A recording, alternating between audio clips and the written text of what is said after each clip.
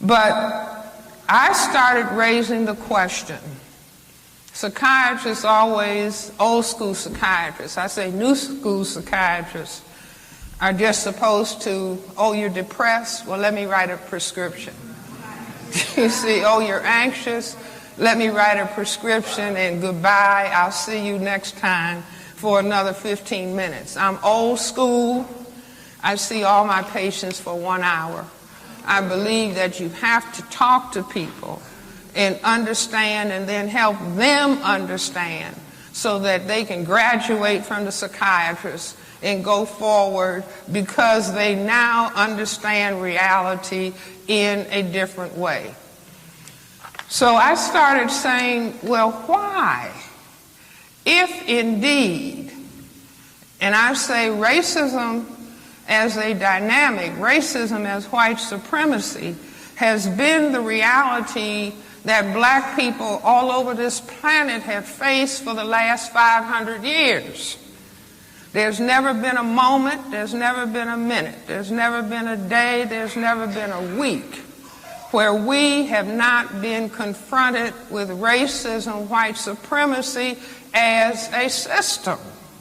Dr. Frances Cress Welsing, a psychiatrist and scholar, delivered a powerful lecture on racism as a systematic reality, using her psychological expertise to analyze its roots and effects. As a psychiatrist, she applied a methodical approach to understanding her patients' issues, asking probing questions to help them uncover the origins of their struggles. Her goal was to guide them towards solutions that would allow them to graduate from psychiatry, meaning they would no longer be burdened by the psychological distresses caused by oppression. Through this approach, Dr. Welsing came to a profound realization. The system of white supremacy had structured the world for over 500 years, shaping the reality of African people and determining their social, political, and economic conditions. A critical question that drove Dr. Welsing's work was, why does the system of white supremacy continue to oppress African people globally? Through her studies, she uncovered a fundamental reason. White supremacy was not just about power, but about genetic survival. She theorized that the ruling class of white supremacists saw people of color as a threat due to their genetic potential to produce melanin, which makes darker skin dominant in human reproduction. This fear, she argued, was the driving force behind the oppression of African people worldwide. The narrative of white superiority was created and maintained to justify this oppressive system and to convince African people of their supposed inferiority. Never a half a minute. So I said, well, why would such a system be developed? And Mr. Fuller used to say to me, Francis, it's not important why, just learn what the system is. But, you know, the psychiatrist in me, I've got to understand why. See, that's where little children are brilliant. Little 2-year-old people, little 3-year-old people, they start saying, why? Why? You know, and older people get annoyed, shut up. But don't ever tell a child. If a child is saying, why, mommy? Why, granny? Why? You may not know the answer. Just tell the child, I don't know the answer, but I'll try to find out for you. And if I don't find out and you study and learn, you'll find out. But the question why is what turns on the brain computer. The child is asking about cause and effect. And if you can begin to understand cause and effect, you begin to get a handle on dealing with reality. So I raised the question, well, why this reality of racism? As I said, my grandfather died in 1909. And he's talking about the problem of color. Dr. Du Bois talked about it in 1903.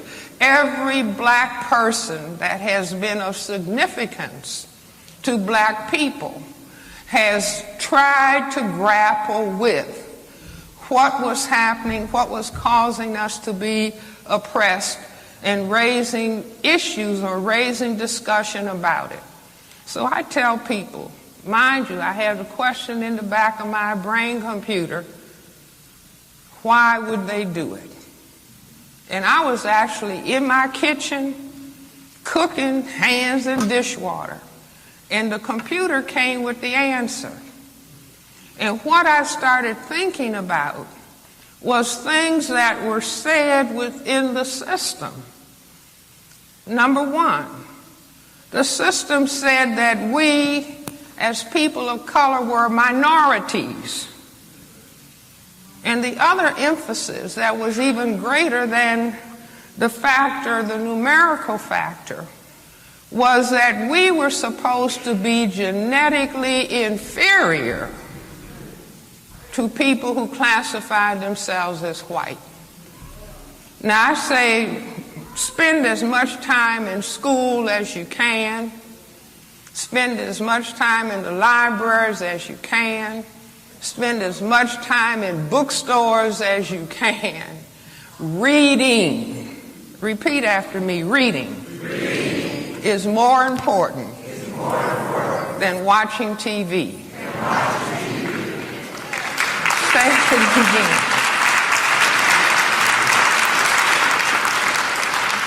Reading is more important than watching TV. See, everything is in books. Everything is in books. And I say beware of these little small things that you can hold in your hand where you think you're getting as much information as if you're holding a book. Just beware. So with all of the reading and all of the going to school that I had done, I said, wait a minute.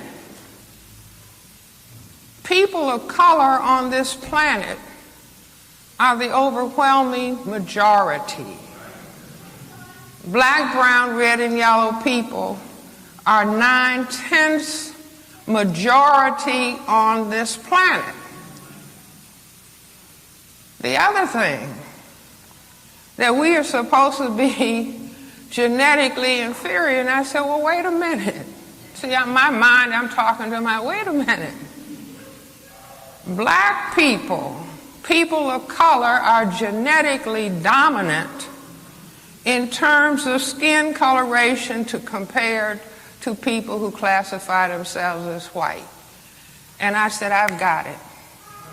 Just like that, standing in the kitchen, cooking hands in the dishwater. I said, this is the answer. So let me put it on the board. See if you all can see this. Let's say this is the planet Earth. Can you all see? Okay. So 9/10 of the people are black, brown, red, and yellow. 1/10 of the people have white skin. Instead of the people being genetically inferior, the people who can produce the black pigment melanin are genetically dominant.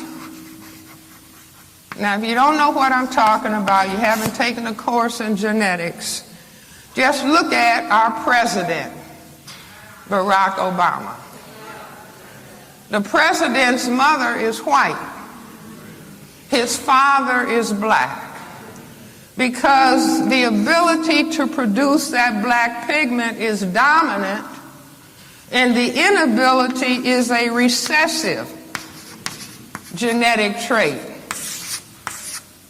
So black plus white could only produce black. Are you all with me? So I said, now what am I doing? Let's say that this is planet Earth and this is Europe. And this is 1492. And Columbus started European people coming out and moving, little boats coming out of Europe, beginning to circumnavigate the planet. Every place these white gentlemen landed, they found colored people. colored people everywhere. Dr. Welsing further explained that a major component of maintaining white supremacy was the manipulation of knowledge and information. She emphasized that people of color were falsely labeled as minorities and were constantly subjected to messages reinforcing their supposed inferiority. In reality, African-descended people and other non-white populations collectively formed the global majority. She pointed out that there is no credible scientific evidence proving that African people are genetically inferior. Instead, these falsehoods were designed to uphold the system of white supremacy and keep African people psychologically subdued.